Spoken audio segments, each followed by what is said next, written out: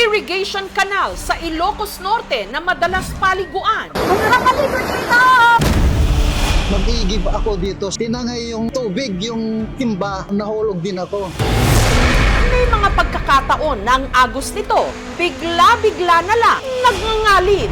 Tikwan, timakdor, ni timapoklot na kanser nga kas nag-awan ang anyaman na. Nang nakita namin siya, wala na yung damit, natanggal na. Ang rescue, makapigil hininga. Gumaganyan na yung tubig nabitawan ko yung tali.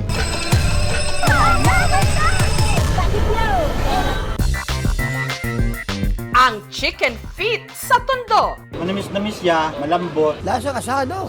Giant laman loob sa Quezon City. Sa ganito kalaki, sulit na sulit. Kayang kumain 3 tao. At ang tumbong sa Cebu. Masarap, juicy. Simot Sarap! Sulit na sulit. Good morning, UH Barkada! Mga igam, magandang umaga! Kamustahin natin si Igan Arnold Clavio Ano nangyari sa'yo, Ate Sue? matapos siyang magkaroon ng hemorrhagic stroke. Ngayon lang magyega sa kapuso mo, Jessica, so... Ganito pa, no? Gigilty nga po siya dahil yung huli namin picture. Sinungayan po ako. Ano ba nangyari sa'yo? Bigla na lang lumamig to, right arm ko. Malamig siya na mabigat. Sabi ko, hindi ko gusto tong nangyayari. Tapos nakita ko yung lagi kong pinupunta na gasoline station. Huminto ako. Pagbaba ko, Ma'am Jess, hindi na ako makalakad. CT scan po namin kayo. Pinakita niya sa akin yung CT scan. Sabi niya, meron po kayong hemorrhagic stroke. Naku, 2 days to live. Ang bantang ito sa ating kalusugan, paano ba iiwasan? Ready ko na yung sarili ko. Ang gasoline boy sa Quezon City na ang pilik mata on fleek o agaw atensyon. Medyo na-shock lang po kasi po nakita ko po siya na nagkakarga po ng gas tapos naka-long lashes po. May nagpa-picture sa akin, sabi ko niya, ang ganda ng pinagmata mo. Natutuwa po kami dahil sa palikmata niya na nakakagulat. Kaya yung customer namin dumadami po sa natutuwa sa kanya. Pero ang mga duda ba nila? Sabi niya sa akin, para daw.